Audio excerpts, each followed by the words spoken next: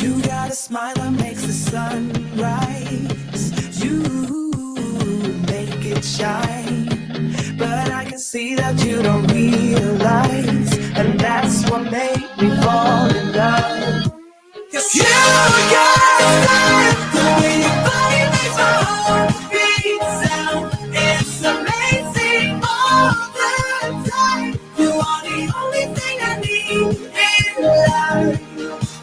Oh, I will do, can't you say I will do, I believe, 'cause I will do, here with me, I'm gonna go crazy, I'm gonna go crazy for love.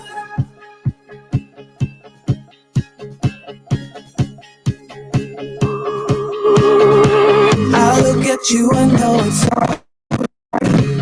You read my mind, but I can see that you don't realize, and that's what made me fall in love. 'Cause you got style, the way your body makes my heart beat sound. It's amazing all the time. You are the only thing I need in life. Oh, I will do, can't you say I will do, I believe, 'cause I will do, here with me, I'm gonna go crazy, I'm gonna go crazy for love. I don't need another love, yeah. We do this every day, we do this love for life. You got a smile that makes the sun rise. You make it shine. But I can see that you don't realize, and that's what made me fall in love. 'Cause you got the way your body makes my heart beat sound. It's amazing all the time. You are the only thing I need in life. Oh, I will do, can't you say I will do, I believe, 'cause I will do, here with me, I'm gonna go crazy, I'm gonna go crazy for love.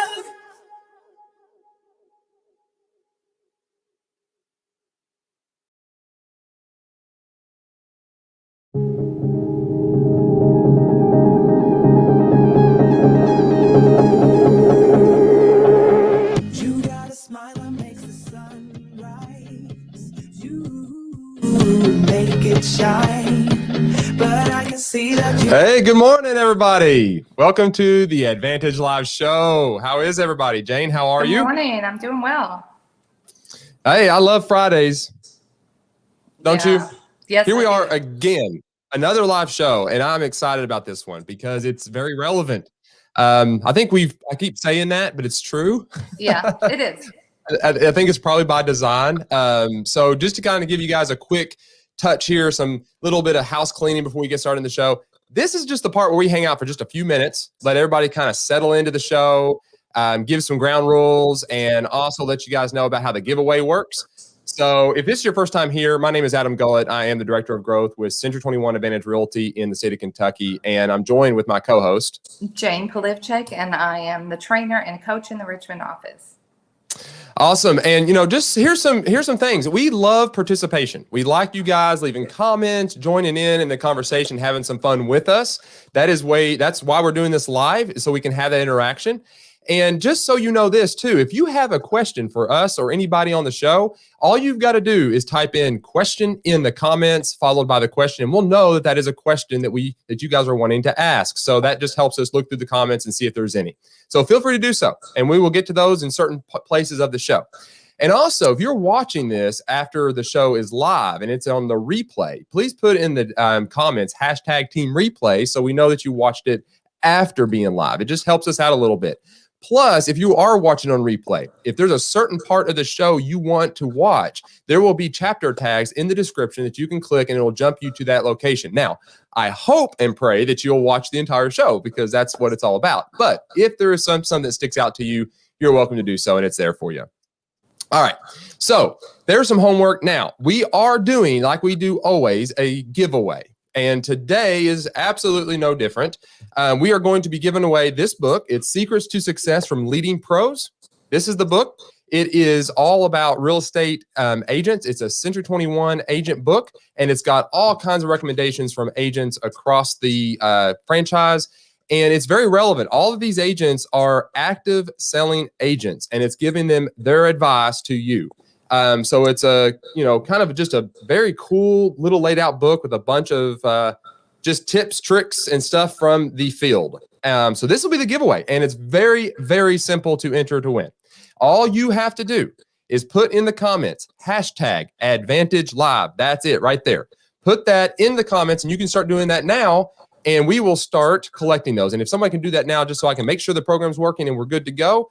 And throughout the entire show, at any point, you can put that in the show or in the comments. And there'll be a drawing at the end of the show, right? For that. That's right. At the end of the show. Thank you, Jane. Yes. At the end of the show, we will do the drawing. So you do have to stay till the end. That is the key. So hopefully you guys are seeing with this and you guys are putting that in the comments. That would be awesome. There we go. Perfect.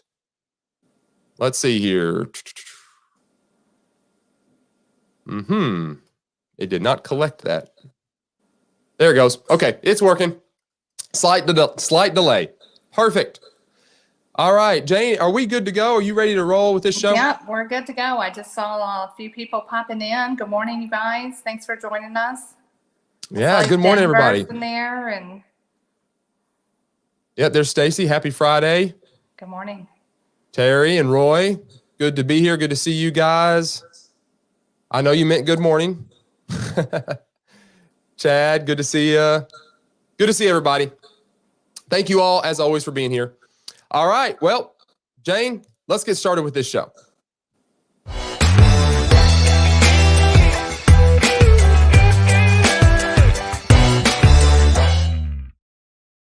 Welcome to the Advantage Live show. My name is Adam Gullett. I'm the Director of Growth with Century 21 Advantage Realty in the beautiful state of Kentucky. Thank you for being here, and I am joined with my co-host, Jane Polipchak, and I'm a coach and trainer in the Richmond office. Guys, we are so thankful that you guys showed up for this live show. As always, we do this to help provide value back to you guys. We work in an industry that is constantly changing, and we want to be able to stay relevant, and we want to help you guys to stay relevant, and that is what this show is designed to do. Today will absolutely be no different. And today, the lineup, our special guest that we're going to have on. Now, this is a pre-recorded interview. He was going to be here today, but he got called into a meeting and could not be. So we got on and did the recording. But nonetheless, very good interview. And this is who it is. It is Robert Dietz, Ph.D., Chief Economist for the National Association of Home Builders.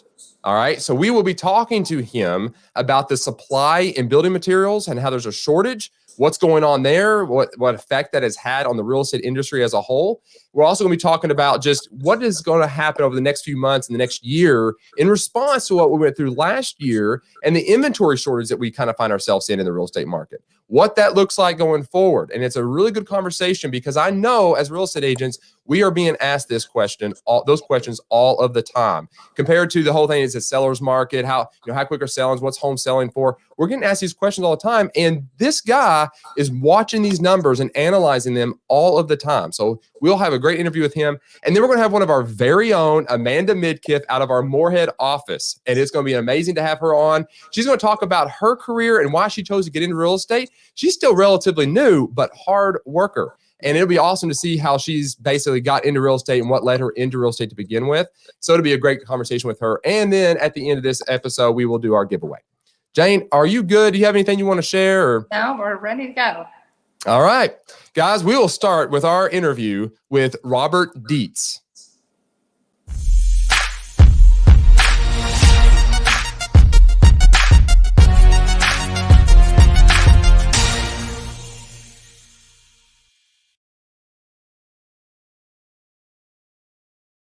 All right, before we start this interview, let me tell you a little bit about who Robert Dietz is, and then we'll play that interview for you guys. So Robert Dietz is the chief economist for the NAHB, where he leads a team of 12 economists whose responsibilities include forecasts of housing and economic trends, survey research, and home building industry and policy analysis. Dr. Dietz has published academic research on the private and social benefits of home ownership, federal tax expenditure estimation, and other housing topics. He is the nation's leading analyst of the residential construction industry. Dr. Dietz has testified before the House Ways and Means Committee, the Senate's Finance Committee, and the Senate Banking Subcommittee on Economic Policy on Housing, economic and tax issues. He is a member of the blue chip Wall Street Journal and other top national forecasting panels, has co-chaired the National Association for Business Economics Construction Real Estate Group, and is commonly cited on CNBC, the Wall Street Journal, the Washington Post, and NPR. Prior to joining NAHB in 2005, Robert worked as an economist for the Congressional Joint Committee on Taxation, where he estimated the federal budget impact of tax law changes associated with housing and real estate issues. He is a native of Dayton, Ohio, attended George Washington University as an undergraduate, and earned a Ph.D. in economics from the Ohio State University in 2003. Let me just say, he knows what he's talking about, and he knows it well. Yeah, it's amazing that he was able to take the time and do this interview with us. He's such a busy guy. Very busy. Matter of fact, I mean, it's almost every week you'll see him on some national news channel, Fox News, CNN, CNBC. They cite him all the time, and he comes on there, and you can go to YouTube, search his name, and you'll see all of his interviews talking about this market. And obviously, probably more so than normal because of what we went through last year and the effects we're having this year. So he's very active and very busy. So I can't say enough how thankful that I am that he took the time to come on here and speak to us. That is awesome. All right, let's get on to this interview. I hope you guys enjoy it. Take notes, and you can always come back and watch us after the live show.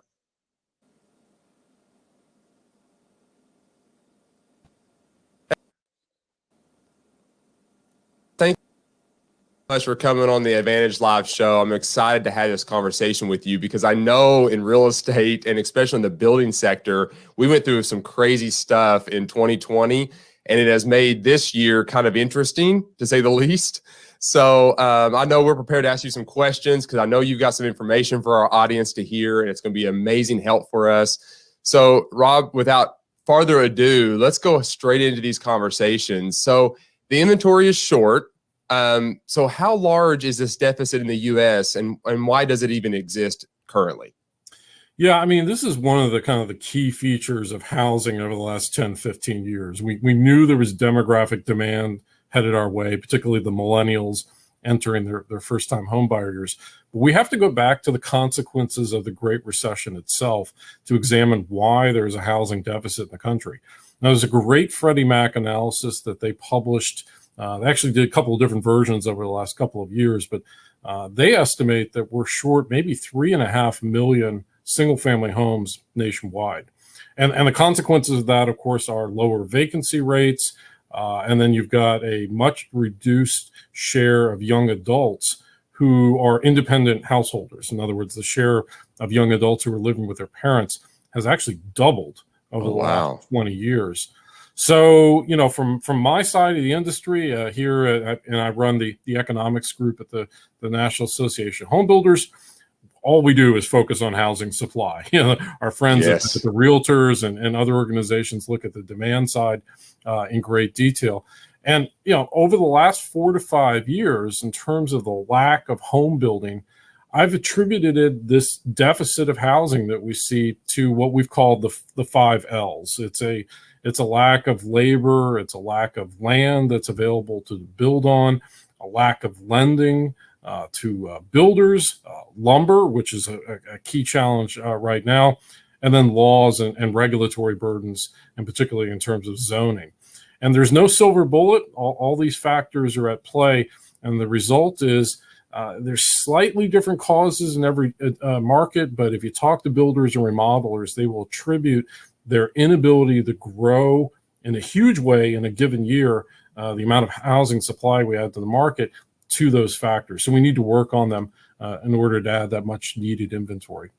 Oh, wow. Okay. So that explains it in very good detail. Honestly, that's really interesting to see, because I mean, that's what we're seeing, right? Inventory shortage, absolutely. The building supplies and all of that. So now home building jumped in 2020. and it looks to grow again in 2021. So, and I know this has pushed all those lumber material prices up and costs way up. So let's discuss a little bit on what's driving those prices up and how that's set us up to the market that we're in. Yeah, so with that housing deficit, and keep in mind, in 2020 we built about a million single-family homes. That was a 12% gain over 2019. That was a pretty small growth rate. Yeah. Keep in mind all the demand side, the fact that we had that deficit. We had historically low interest rates. I mean, at its low point, a 2.7% 30-year fixed rate mortgage. So you had all this sudden demand for construction materials. And it came from the remodeling market as well. Remodeling was up about 7% last year as people invested in their homes to add space, and had kids studying at home, working at home, exercising at home. We took a lot of economic activity that occurred in the commercial real estate sector and moved it into the residential sector. So housing acted as additional productive capital. But the consequences of that, of course, are higher material prices. And we've been watching lumber prices over the last year. These are really kind of shocking numbers. We started lumber pricing back in mid-April of 2020 at a more normalized $350 per 1,000 board feet. That's how we measure pricing. Today, at the end of May, the beginning of June of 2021, lumber pricing is now at about $1,500 per 1,000 board feet. That's an increase of more than 330% in just a little more than 12 months. So what are the consequences of that? Well, for a typical builder, it's adding about $36,000 to a typical newly built home. That's about a 2,600 square foot house. And for apartments, by the way, it's adding about $13,000, which translates into a rent increase of about $120 a month. My goodness. Yeah. And the scary thing is that is just lumber. It's not just lumber. In fact, appliances are in short supply. We know the economy has a number of bottlenecks and supply shortages, but all of these things combined are making it more expensive to build housing, and it's taking longer because those materials aren't necessarily showing up at the work site. So, whether it's realtors or buyers in the market, I know there's frustration about that lack of supply. And unfortunately, we do think that those challenges are going to persist into next year. Well, that's interesting. I think going back to the very beginning of your statement here and thinking through this, I can't think of a market where we had low interest rate, good job growth, building, and the renovation market all converging at the exact same time. And then you insert the pandemic, right? It's like, what a weird makeup this is. And I know a lot of people have made statements like, oh, is this anything like 2005 and 2006? We hear a lot about that, but that was a little bit different than what we saw. I mean, to be honest, again, it's a completely different market. So what's your projection as far as like how long this will process and like what kind of where we're going from here? Like what's that look like? Yeah, there is a lot of discussion about how this compares to 2005, 2006. I think we have to be clear. You had a lot of building, you had a lot of demand there, but a lot of that demand was being driven by loose underwriting. There was a speculative frenzy as people used homes for investments. That's not what's driving home prices up 10, 11, 12% year over year right now. Demand is mostly organic. In other words, it's being driven by demographics. And, again, keep in mind that the home building numbers this year, we expect at least a 10% growth rate. So we had 12% last year.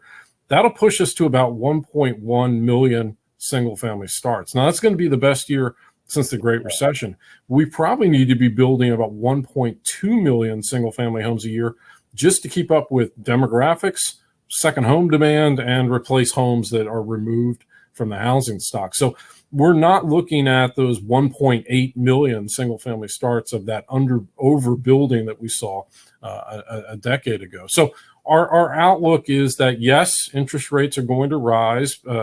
Economic growth this year in terms of GDP growth is going to be the best since 1984. Higher growth rates and a reopened economy all means more demand for capital and investment. That means interest rates are going to move higher. So this is likely to be a somewhat quicker cycle where you have those low rates last year and then moving into a higher rate period. And then we'll have to watch the Federal Reserve because they have a twofold objective, right? They want to heal the labor market. That's what we're doing right now. We're going to get below probably a 5% unemployment rate. This year, we had a 3.5% unemployment rate in 2019, a great economy. But at some point, they're going to have to tighten up policy. And the way they're going to do that, they're going to announce a tapering of mortgage-backed security purchases later this year. And we think then in 2023, they'll begin to raise rates. Okay. Our concern would be once you see mortgage interest rates get up above about 4%, which doesn't sound particularly high compared to the 90s or the 80s, but up above 4%, you will see some housing demand move the sideline. That will cool down some of the home price growth and get us back to a more sustainable market. And that's really what we want to see. Yeah, I think I agree with that. I think when everyone's starting to make money and as things increase into that level, it's a lot easier for builders to get back out and start building. It's easier for people to start selling because the jobs are adjusting. We need to see that. That's a more stable market. So that's a good outlook, honestly. I could see that absolutely the case.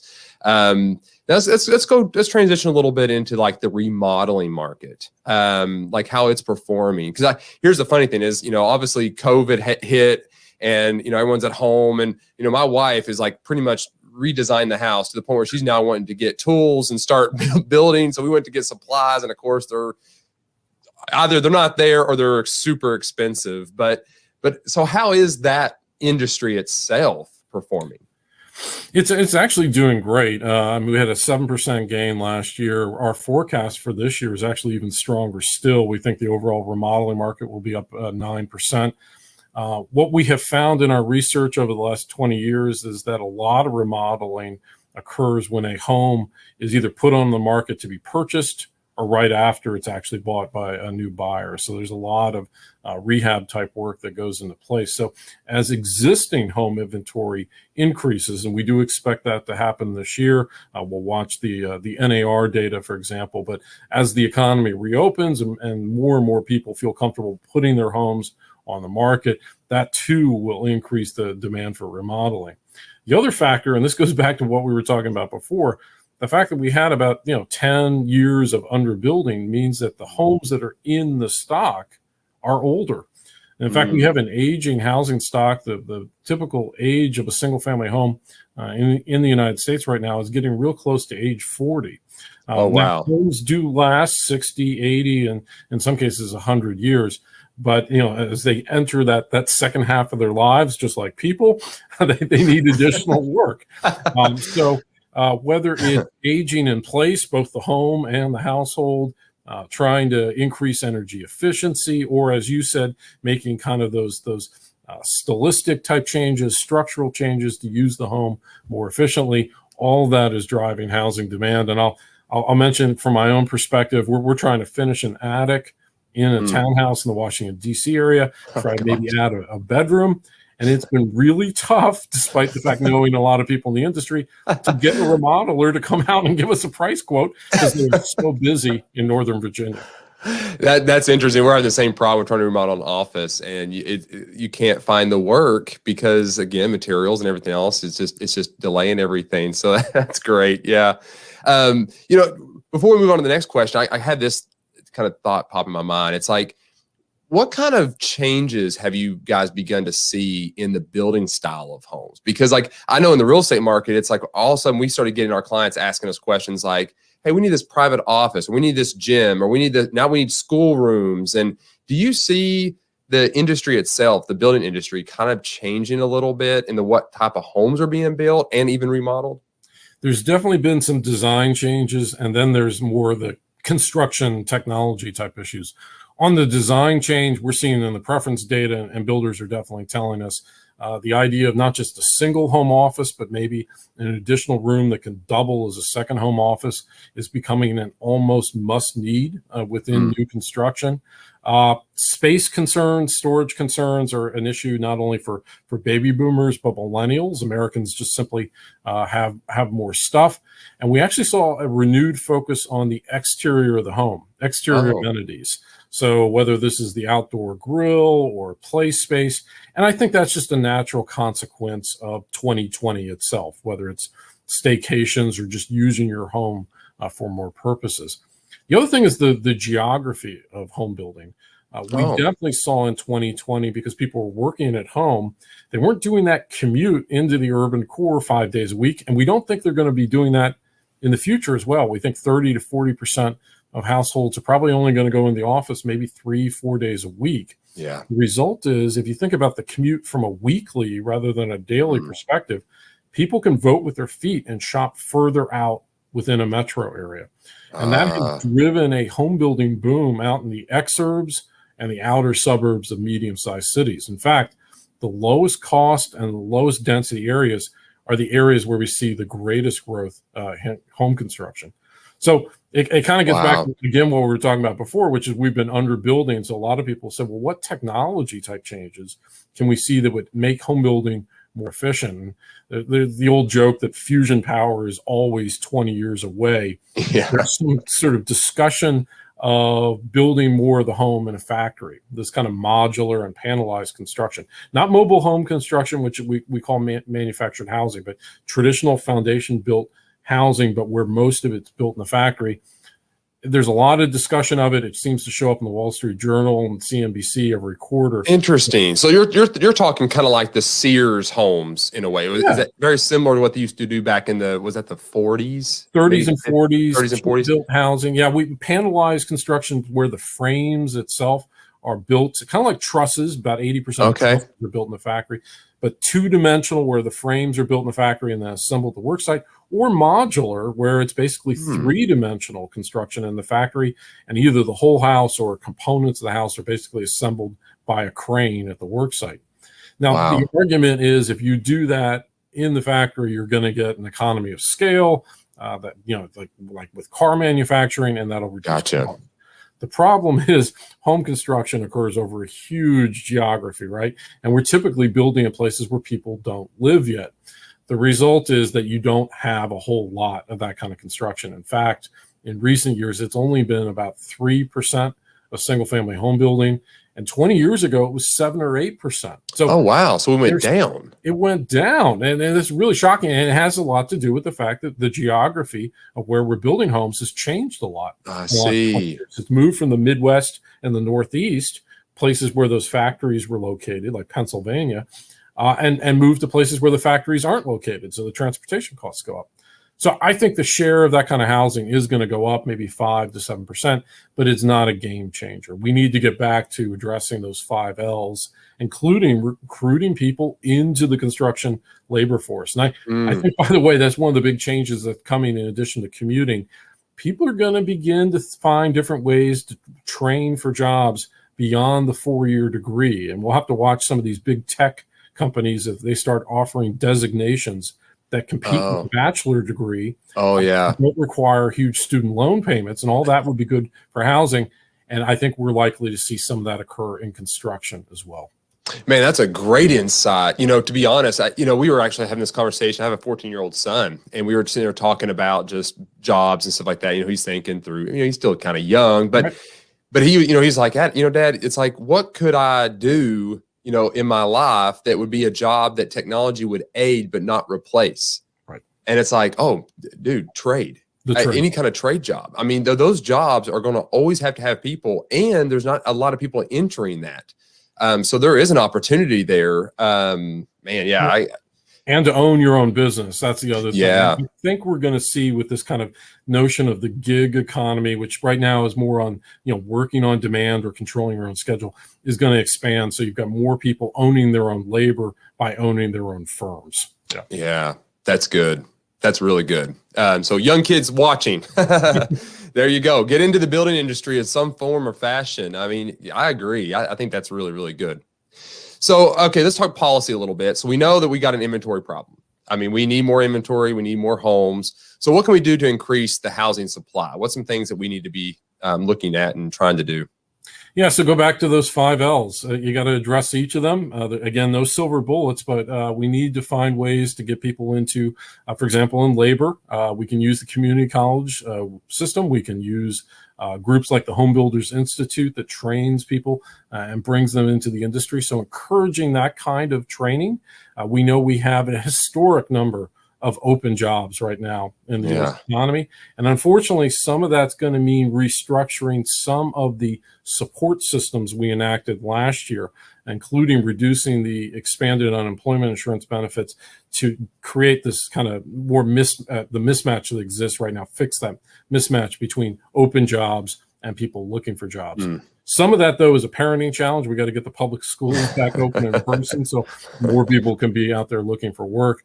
And I think within construction and housing in particular, trying to reform zoning rules, reducing exclusionary zoning requirements like minimum lot sizes that basically require you to use too much land to build housing. That hurts and holds inventory down.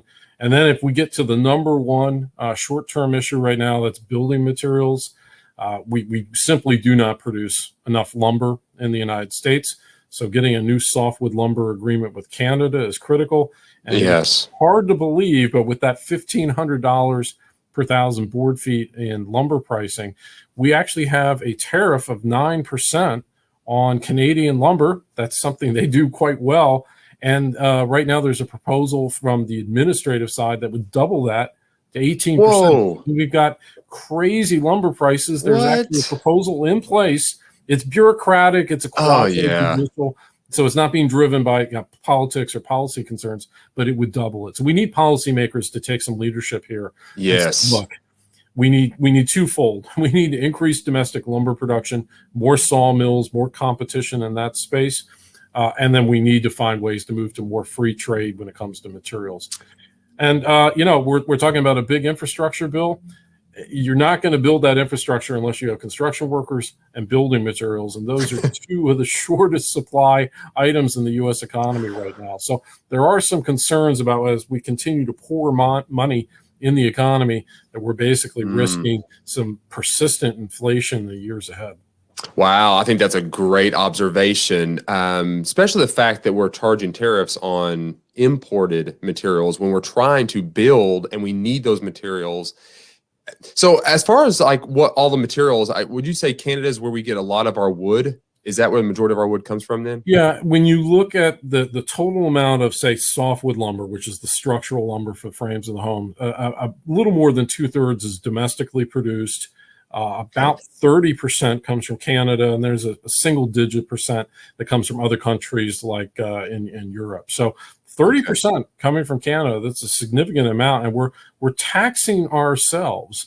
Now, part of the justification for those tariffs is that you increase domestic production. Local production, Unfortunately, over the last 4 or 5 years, what we've seen is not much increase in domestic production at all. So, Adam Smith, basically told us when you don't produce enough domestically, you use trade to offset that effect, and then we can create jobs in the United States in terms of the construction industry, the financial industry, the realtor industry, in terms of adding to housing supply. And that's where you get the big bang economic impact from housing.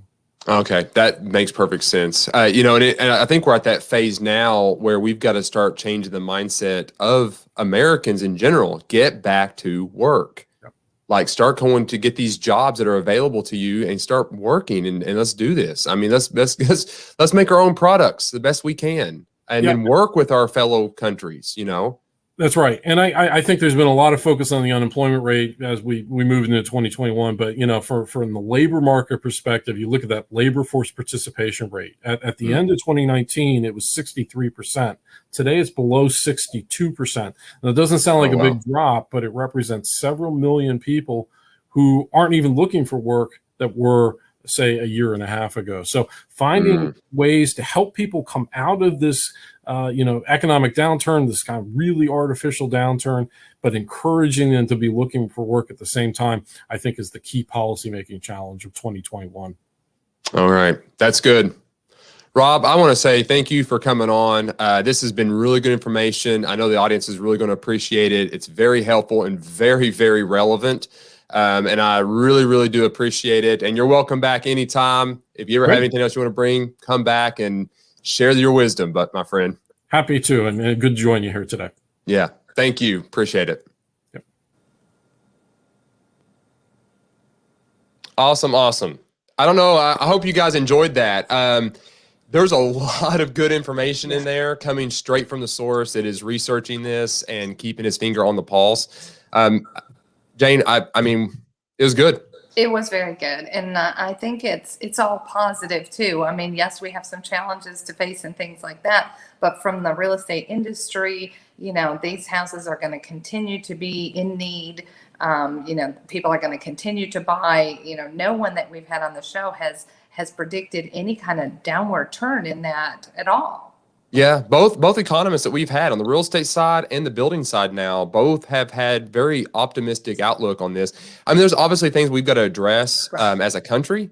There's policies trying to be made. But here's kind of my advice, you know, to real estate agents out there. It is a good part of your job to be involved in what is going on in your state, local, state, and national level, and being aware of policies that are going on, and engaging your local National Association of Realtors, and also get involved with the National Association of Home Builders. You know, in your communities, go out there as real estate agents, be involved and engage in conversation about what is going on, because it empowers us to have the information we need to be able to communicate to the consumer. You know, we're on the front lines. We need to have this information in our arsenal to be able to deliver. And also, it tells us where we need to be fighting. If we've got to speak up for this industry, that's how we know. We got to have this knowledge. So if you did, you know, hopefully, if you guys want to watch this again, you can go back and watch the interview after it. And we will also take this and divide it out and upload it as a separate interview. So you guys will be able to watch that again. It's very relevant for where we are now. Just digest it and be aware about what is going on. Adam, talk a little bit about RPAC. I know you were talking about, you know, being involved in the other associations. Yeah. So RPAC, the realtor pack, that basically most realtors will donate to RPAC, and RPAC is basically keeping their finger on the pulse about what is going on in their state, local, and national level. And as a group, as it is an insurance policy for your business. That is what it is. And as real estate agents, we give to this PAC to be able to have a voice at the level. And it is a large PAC. It is a very large PAC that is very relevant and goes to the officials that are making these decisions and lobbies with them and tells them what is really going on in our markets. And so we have a voice. It's very important to be involved in our PAC. Yep. Very good point, Jane. And it's really important too, don't you think, for agents to, you know, watch these predictions, know what's going on in the market, because a lot of our buyers are asking us, you know, what's happening with the market? Why are there so few homes on the market? When will I be able, you know, when will that increase? When will I be able to find, you know, a home and things? And so, yeah, I think it's important that they, you know, get a lot of information from a lot of sources to be able to help try to answer some of these questions for their clients. Yep, that's exactly right. We're asked all the time. So how's the market? What's the market like? What's going on? Why is this going on? I mean, I have to say, it's probably the most common asked questions we are asked as real estate agents. Yeah. We have some people in here. So yeah, Jennifer, interesting. I think she was making a comment about what some of the stuff he was saying. I would say that a lot of it was very interesting, insightful. Catherine, yes. Ann Reynolds, very interesting. Yep, I would definitely use that. Stephanie, thank you. What a great interview. Donna, so true. Thank you for that, Adam. Yep, you're welcome.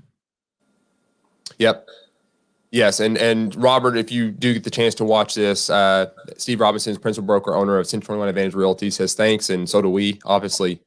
Really good information. Really good information. All right, let's transition to our next segment, our Agent Spotlight with Amanda Midkiff.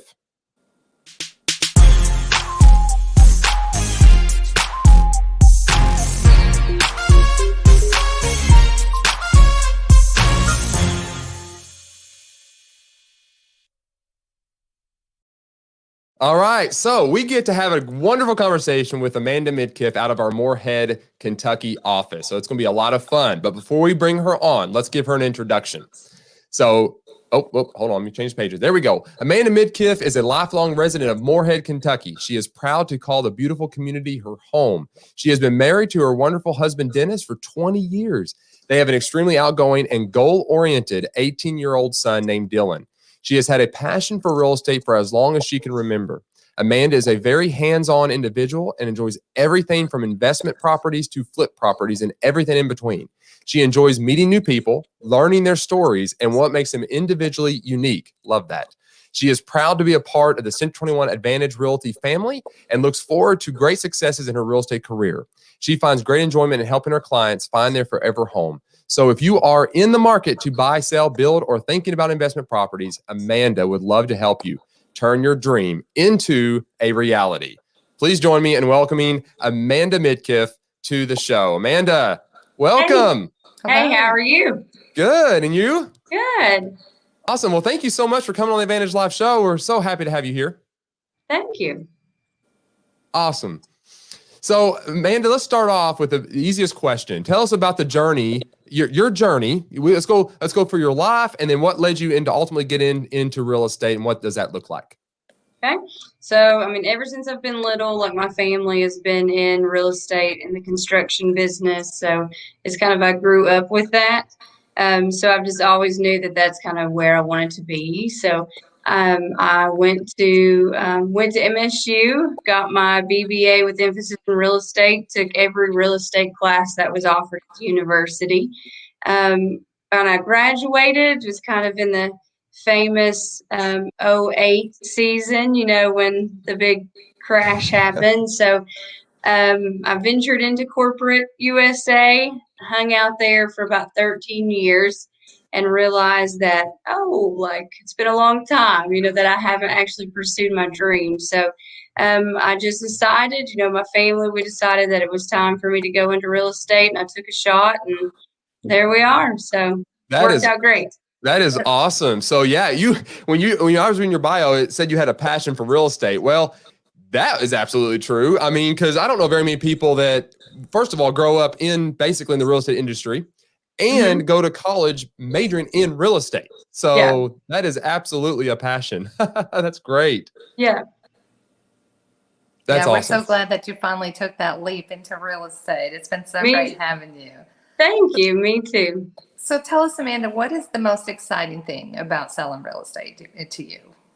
Honestly, I love meeting new people. I like to find out how the people are individually unique. Like, how do they fit in? Like, what's their purpose? You know, what are they looking for? Their families are like, I just love that aspect. I've talked to more people, even being in corporate USA. I met more people there, and you know, some of those people have came along with me into the real estate industry. So, just trying to see how I can help them, like what I can do for them. Just seeing all the different design ideas in some of the homes that you go into, because there have been no two that are alike. Yeah, that is so true. And I love your statement there, learning about what's unique about the people. You know, we talk about this all the time, but this industry, outside of all the sales jargon that you can learn and techniques and marketing, it really does come down to relationships. And I think that what you just said is absolutely just a mantra that agents should adopt if they would be okay to steal it from you. But I think it's awesome that is yours, because you are interested in the individual, and that's catering to them. And that is an ultimate testament to who you are as a person, and obviously what's going to bring you success in this industry to begin with. So hold on to that, because that's beautiful. I love it. Yeah. So, and I know, Amanda, we talked a little bit about how close you are with your clients, and Amanda goes above and beyond. I mean, she will drive literally all over the state of Kentucky if one of her clients wants to move there, because she wants to be involved in that process with them wherever they are within the state. So that's great. Yeah, that's awesome. That's awesome. Well, share with us, you know, kind of a little bit about what real estate has done for you that has made you a better person. Like, what is there a story or something you can give us that maybe just says, you know, real estate really helped me understand this and made me better in this? Honestly, I can say, being in corporate USA, the real estate industry has actually gave me work-life balance. to be able to have the family time, to be able to focus on what your goals are, instead of having the set hour schedule, you're able to grow with your own goals and your own dreams that you have. So that's really helped me a lot. I'm really interested in, investment properties and in flip properties. So I like to do those myself. So while my 13 years, I was able to kind of build my portfolio a little bit with investment and a couple flips. And really, really what I like to do. So it's just made me better, like well-rounded, I would say, is that I have more time to focus on everything instead of just one thing throughout the day. So. Yeah, that's good. I think that's it. You're already passionate about real estate, and now that you're in it, it does make sense that, if you do something you are very passionate about, you fall in love with it, maintaining focus it becomes just a byproduct of just making it. It's just easy. It's just easy because you love what you're doing, and that'll fuel you going forward. And that's also what's going to drive you to be better. I mean, that was well said. Well said.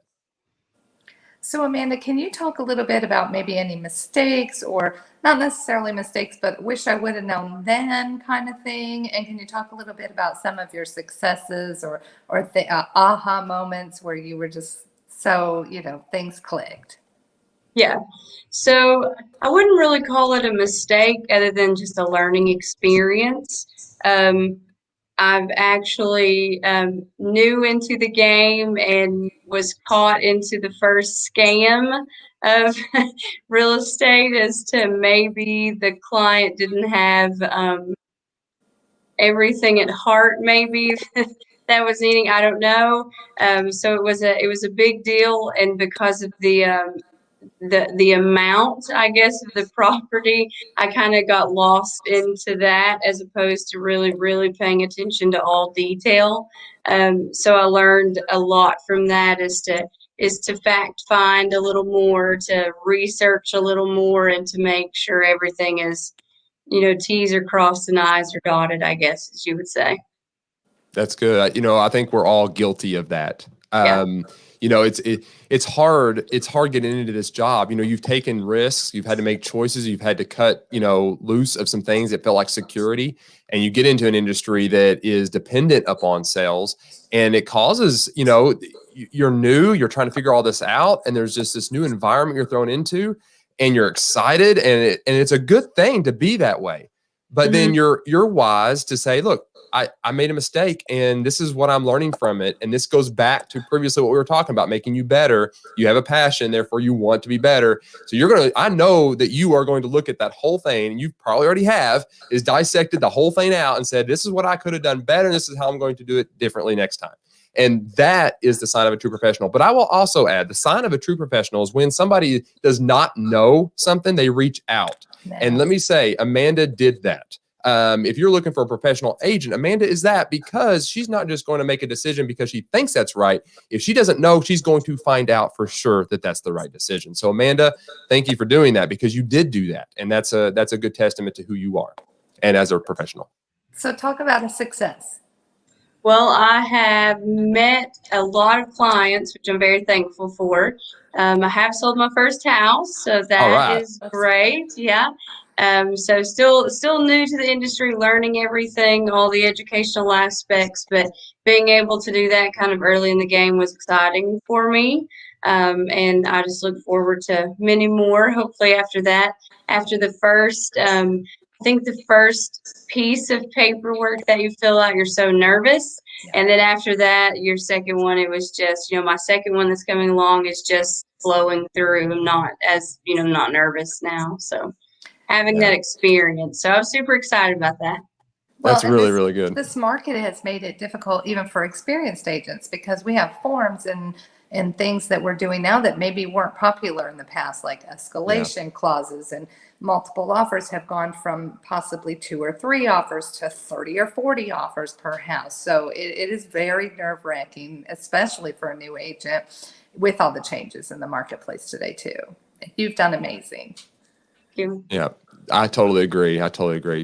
So Amanda, let's talk about Cinch 21 just a little bit. So, we all can agree that there's some amazing people in the company. I think that we do that by design. You know, our whole slogan is leading by serving, and you know, the people in general are just amazing people. I think we can all just amazingly agree that is, we've got some good people. But outside of just any particular individual, what would you say is, you know, something that made you decide, say, look, out of all the other brokerages, this is what made me say, I'm going to affiliate with Century 21? Yeah, for sure. So, being that, you know, we're like the largest growing company, so that is great. Actually, with me, technology is a little rough sometimes. So, having everything at my fingertips makes it great. I don't have to worry about anything. I know with marketing, it's going to be easy. Anytime I have any educational questions, you know, it's there for me. Trainings are there for me, weekly trainings. So that helped me being new, is to pick to know I would have everything available. That's awesome. Amanda, thank you so much for that. I would agree. I think, you know, the leadership and the teams and the people in all the offices have really helped bring forth all of those things and to deliver what this brand has for us. And that's the beauty of it. I mean, this is our 50th year as a franchise. It's an amazing company, and they continue to give us more tools and stuff that we need. So that's awesome. Thank you. Appreciate that. So Amanda, if a client were wanting to, you know, have you assist them, what's the best way for them to contact you? You can reach me via my cell phone. It's 606-462-0352, or via email at amidkiff@century21advantage.com. Anytime, I even have people reach out to me, like on Facebook. People have added me that way as well. So I'm available anytime, and I'm here to be able to help them. That's awesome, Amanda. And then I got one last question for you to tell your clients. Okay. So if every past and future client was watching this, what would you most like them want to know about you and your service? Yeah. So I'm here to serve them.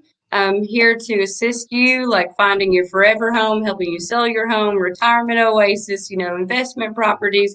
It's my job to be able to help you, you know, and lead you through the process to make it so much easier and to make your experience, you know, purchasing or selling your home memorable. So I want to help you. And if you need anything, I mean, they can get a hold of me at any time. Amanda, awesome. Thank you so much for coming on the show. So glad to have you. And absolutely. And thank you for being a part of the Century 21 Advantage Realty family. Thank you. Thank you. It's been great. Awesome. Have an amazing day and weekend. You too. Bye. Bye. Oh, I'll tell you what, she's awesome. I mean, you know, I understand she's new, but I mean, if you can capture anything, capture this.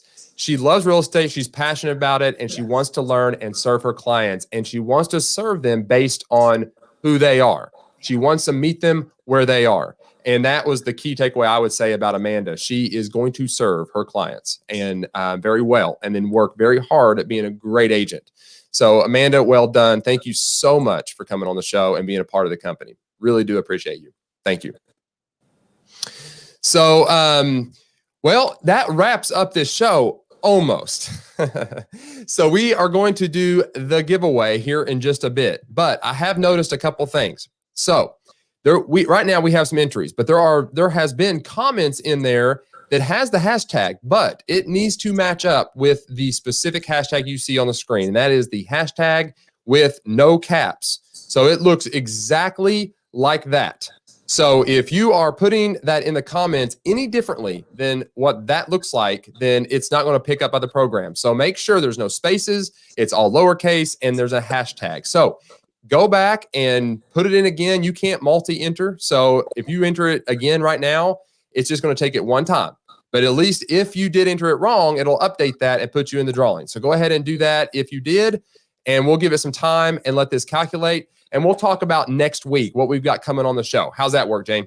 That'd be great. Yeah, we want as many people involved in the drawing as possible, so we'll give them that time. So tell us about next week. All right, so next week. What the drawing's for. Oh, you know what? Yeah, I'm going to do that before I talk about next week. So the book we're giving away today is The Secrets to Success from Leading Pros. It is real estate agents within the past couple of years talking about what they are doing as real estate agents to be able to stay in front of their people and sell properties. It's still current. And it's not all this sales jargon. It is literally agents from the field and what they are currently doing to get results. So that's what this book's about. And even if you don't win, Century 21 agents, right? they're Century 21 agents. It was specific. Exactly. And if you don't win, still pick it up. It's on Amazon. This is what it looks like. Secrets to Success from Leading Pros. After the show, we'll put it in the description with a link, and you can go there and buy that from Amazon. But it's on there. Pick it up. It's a good read. But yes, pick it up. So next week, we've got, and some of you guys might know who she is.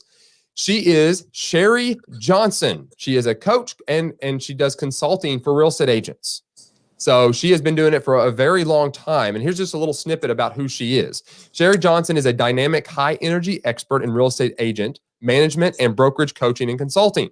Her unique skill set includes not only being a top producing agent, top 25 of 1,700, but also an incredibly successful manager, regional vice president, and executive with a national top 3 brokerage. So she knows the industry. She knows what she's doing. She has a whole platform teaching agents, and I think she just started another training course I think this week, actually, that she just has never done before. I think it's called, I think you remember the name, Power Step or Power Go or something like that.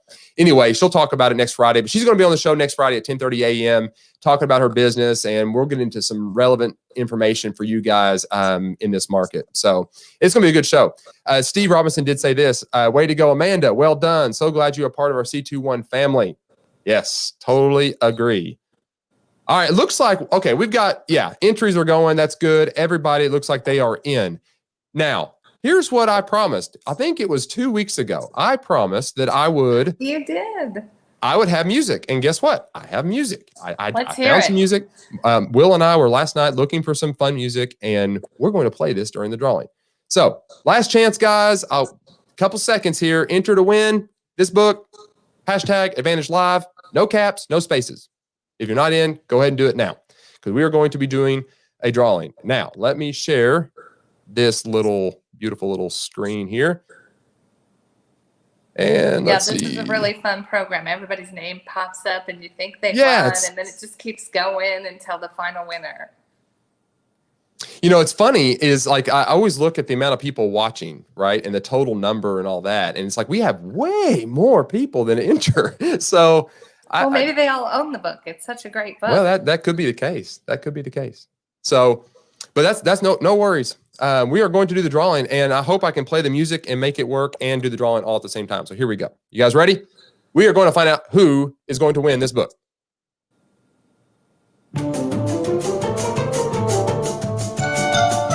Who's it going to be? Isn't that music fun? It is fun. It's like a carnival. Who is it? Terry! Awesome, Terry. Confetti's the best. That is awesome. I tell you what, Terry, you won again. Congratulations. There it is. Here we go. Let's do it again so you can hear it. Solid gold. There you go. Congratulations, Terry. Well done. So let me stop my screen share. There we go. Good old technology. We were talking about that in the meeting. So technology does not work. All right. Congratulations, Terry. Well done. Thank you all so much for coming to another Advantage Live show. Jane, do you have anything else? No, just can't wait till next week. I'm sure she's going to have some good tips and tricks for us. And with all of her coaching, it'll be exciting. It'll be good. So come back next Friday, 10:30 a.m. Eastern time, to wherever it is you're watching now. If you have not subscribed to our YouTube channel, please consider doing so. It's simple. You just tap or click that little subscribe button. If you're watching this on Facebook, like our page, feel free to share this. And hopefully you got something of value out of this. That is why we do this. And we got some people comments. Let's see here. Davida, me. Keep coming back. You guys will win. I mean, Terry's getting lucky here. I mean, she's winning some stuff. Yeah, thank you. You're welcome, Terry. Donna, oh my goodness, I missed it again. It like pops up on you and it's like, Donna's going to win. Boom, somebody else. Yeah, it was fun. We gave a book away in my training too. Actually, the book from one of your other giveaways, and yeah, it's really exciting. Everyone's on the edge of their seats, like with it flashing through. It's so fun. You think you got it, and then it's like waiting for confetti. Oh. Hopefully, you'll get the confetti soon, Donna. And Terry said, I really wanted that book. Yeah, it's a good book, Terry. You'll really enjoy it. And my dad said, great show. Thank you. Appreciate that. Hey, and I before we even wrap this up, I was toying with an idea, and I'm just going to throw this out there and see, people can leave comments about this idea. But I'm thinking before we wrap up season 2 on the last episode, trying to do a little game show. And if you guys are familiar with this, I'm just going to plug this now because it could happen. And I want you to familiarize yourself with this type of setup now. So if you do come back, you can play Jackbox games. Jackbox games. We play them as a family all the time on the TV. You get your device and you vote on who you think's funniest or whatever, and you put in comments. There's multiple games you can play. And I'm going to be toying with this. And the way it would work is we would load up the screen, share the screen. And the first 10 people that join through their phone, and it's just an app, and you just go to the website and enter in the code. First 10 people that enter get to play the game. They get to participate in the game. Everybody else watching can go to the website, log in, and be a part of the audience and vote for their best guesses. And we'll have a winner of that game. So we'll make it a really good prize. So, and I'll probably will get this kind of together and start promoting at the end of every show, at the beginning of every show, talking about it. And we'll do a really cool giveaway and hype it up for that and have some fun on here to end the season out. So it should be fun. So do come back and hear about this. And hopefully next week I can give a little bit more details about how it will work and what game we will specifically be playing. So you can go and test it out and see what you think. So yeah, that'd be super fun. Yeah, I think so. I think it's fun. It's something to wrap it up and just connect with everybody. And yeah, I think you should do deal or no deal. Oh yeah. They have a game kind of similar to that. Yeah. That's a good idea. Davida, it's fun. And yeah, thank you, Ann. Thank you. Appreciate you. Thank you. All right, that wraps up this. I hope you have enjoyed it. It has been amazing as always. It's fun seeing and connecting with everybody and bringing you guys relevant information. Jane, thank you so much for coming on again as well. Amanda, thank you. And obviously, Robert Dietz, I really appreciate you coming on as well. Thank you. In the meantime, guys, until next Friday, and I'll say this at the end of every show, you have a week before I say it again. Be fearless, keep pushing forward, never stop being relentless in your pursuit of excellence. We will see you guys next Friday, 10:30 a.m. Eastern time, right where you're watching now. Take care and have a wonderful weekend. Yeah, bye-bye.